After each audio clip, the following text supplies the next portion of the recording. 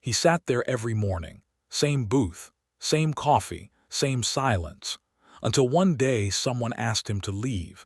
He wasn't loud, didn't stare, didn't beg for attention. He just looked out the window, toward nothing in particular. A slice of parking lot, some trees, the flagpole. Some said he was strange, others said he was sad. No one asked, no one cared until one Saturday. The manager walked up with a clipboard, a tight smile, and the kind of politeness that slices deeper than any insult. "Sir, this booth is for parties of 2 or more." He didn't argue, didn't blink, just stood up, left the coffee half full, didn't say goodbye. That's when a man near the counter, a man in a brown coat, who'd watched it all without a word, stood up too, and followed him out, not to fight, not to rescue, but because something about this silence sounded too familiar. "Thank you for being here." Sometimes the smallest moments carry the greatest meaning. Today's story is one of those, quiet, powerful, and worth remembering. If it stays with you, feel free to share your thoughts in the comments. And if you'd like to walk further with Elijah Boone, you know where to find us. Now let's take a closer look at what really happened. The place was called Ellie's Grill, open since 1958, booths covered in red vinyl, coffee refilled before you even asked, pancakes bigger than the plate they came on. They didn't serve anything fancy, but they remembered your name. Unless, of course, you never told them, and he never did. He came in just after 7:00, every morning, rain or shine, alone, walked slow, but didn't limp. Wore the same coat, light tan, frayed at the cuffs. Same hat, a faded green ball cap, no logo, just a patch where something used to be. Always sat at the corner booth by the window, 2 seats. One man, he didn't bring a book, didn't scroll his phone, he just looked, out the window, at nothing in particular. Some thought he might be a widower, others said ex-military. One waitress whispered she saw a scar behind his right ear when he turned once, but no one asked. He always ordered the same thing, small coffee. No cream, dry toast, 2 slices, no butter. He paid in cash, left $1, $50 tip every time, didn't speak unless spoken to, didn't stay past 7:40, then gone. That morning the place was packed. It was Saturday, which meant the rush came early. Church groups, football dads in matching jackets, a table of teenagers in matching hoodies. And a new manager, name tag said Rhonda, hair tight, clipboard clutched like a shield. Rhonda had only been there 2 weeks. She came from the city, told people she was streamlining operations, which meant no loitering, no unsanitary dress, no solo guests hogging booths, especially not during peak. She watched him from behind the counter.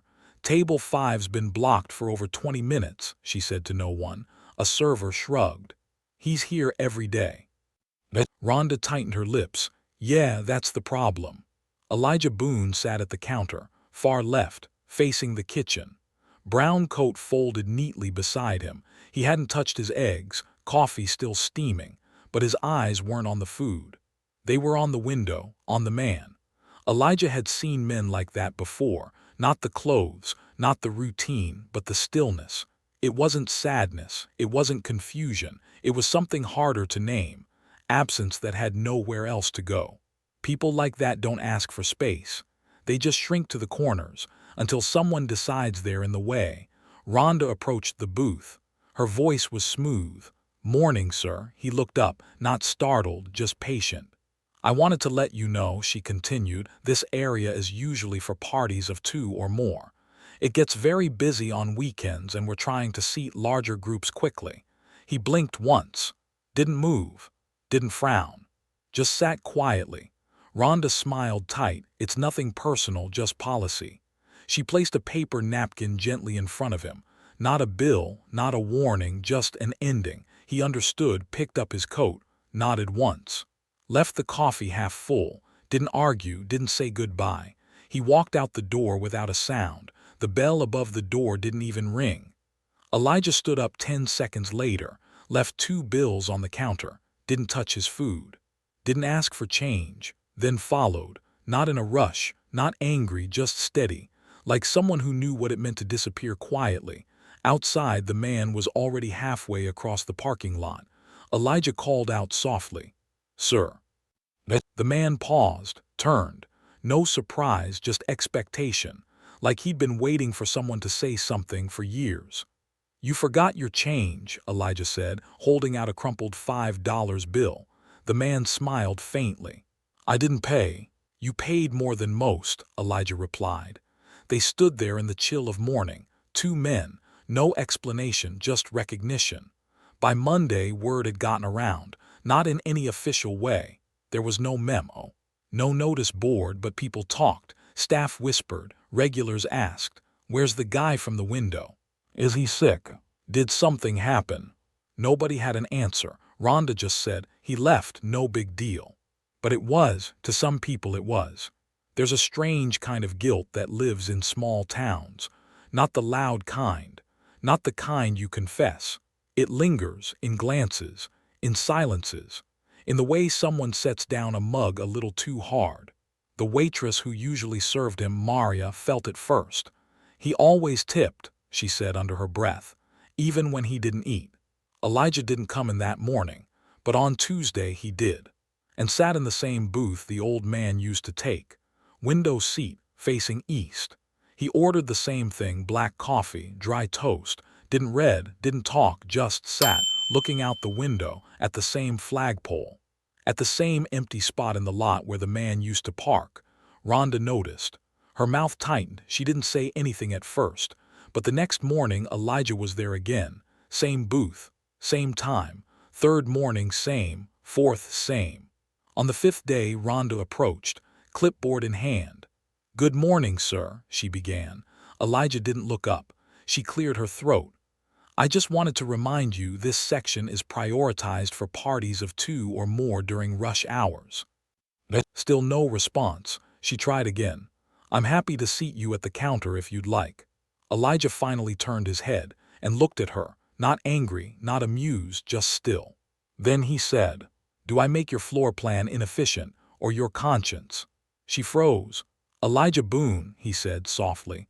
"First Recon, U.S. Marines. I've had better questions shot at me in places with fewer napkins." Then turned back toward the window. Didn't say another word. That afternoon, a couple came in and asked for the veterans' booth. Maria, the waitress, raised her eyebrow. "Which one?" "The guy with the beard," the man said.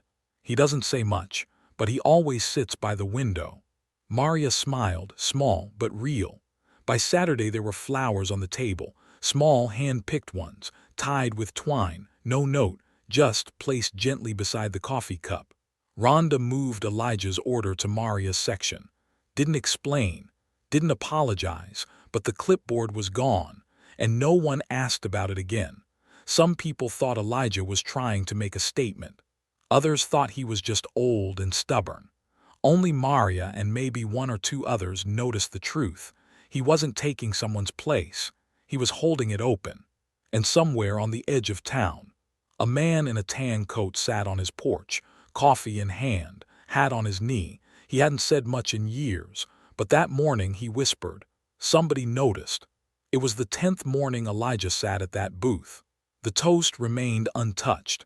Coffee cooled before the first sip. He wasn't there to eat, and now most people knew it. A retired mailman named Jerry brought in a folded napkin with "thank you" scrawled across it, left it on the table. A high school girl, who never once spoke to Elijah, dropped a single dog tag from her keychain onto the salt shaker. A woman left a paperback copy of the things they carried with the page folded at chapter 9. No one asked why, but no one touched any of it. Maria kept refilling Elijah's coffee without asking. He never drank more than half a cup, but she filled it anyway. Rhonda, she started seating solo guests at full booths. Didn't mention efficiency again.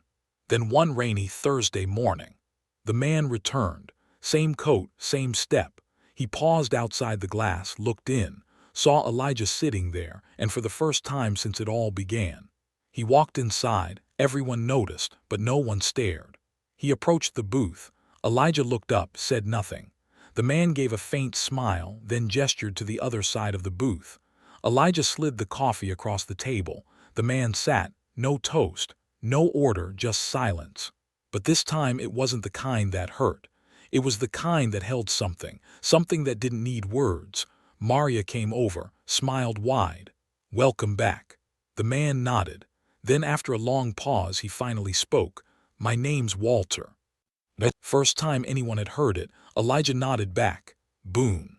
They didn't talk much that day, but Walter came back the next, and the next. Same booth, same hour, 2 cups of coffee, no toast. Then one morning Maria asked gently, "You always looked out that window, Walter. What were you looking at?" He paused, then said, "My wife used to wait in the lot while I paid the check, every morning. I always liked seeing her car first thing." Maria nodded. Tears filled her eyes, but she didn't cry, just refilled his cup. "Then one morning," Walter continued, "the car was there, but she was." That was all he said, but it was enough. Elijah never asked questions, he just showed up. Let Walter sit in silence when he needed it. Let him speak when he could. And when he could. Elijah looked out the window too, like maybe he saw the same car. The booth stayed full after that, not always with Elijah. Not always with Walter, but with someone. A nurse came on Thursdays, brought an extra coffee, left it untouched. A young man in uniform sat there for 30 minutes once, didn't even order, just stared out the window. Like he was waiting. Maria stopped calling it Table 5.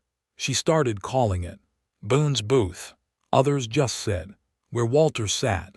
Didn't matter which name you used. Everyone knew what it meant. On a Tuesday, Walter came in and found a fresh napkin folded beside the window. On it, in a woman's handwriting, "For the man who remembered her car." He folded it, put it in his coat, didn't speak of it. But his hand rested there the rest of the morning. That winter, Walter missed a day. Then 2. Then a week. Maria called the sheriff, said she didn't know his last name, just had a bad feeling. They found him 2 days later, in his chair. On his porch, hat folded in his lap, a small American flag tucked into the window sill. The funeral was quiet, small, but not empty. Maria came. So did Jerry the mailman, the high school girl, even Rhonda. No speeches. Just people standing, heads lowered, hands over hearts.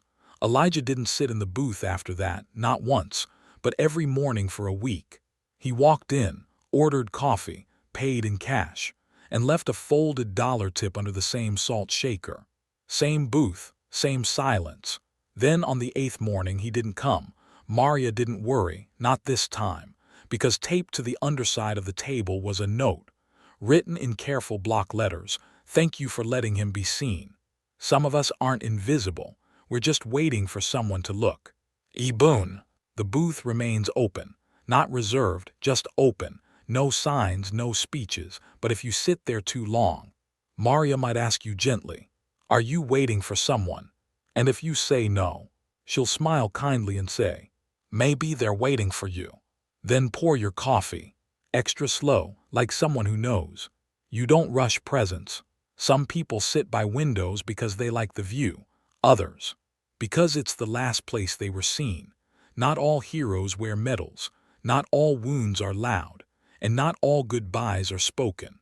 But sometimes, if you're lucky, someone sees you before you disappear. If this story stayed with you, if you've ever felt invisible, or sat in silence hoping someone would notice, let us know in the comments. You're not alone. And if you'd like to walk beside Elijah Boone again, if you believe some seats should never be taken for granted, subscribe will save you a booth.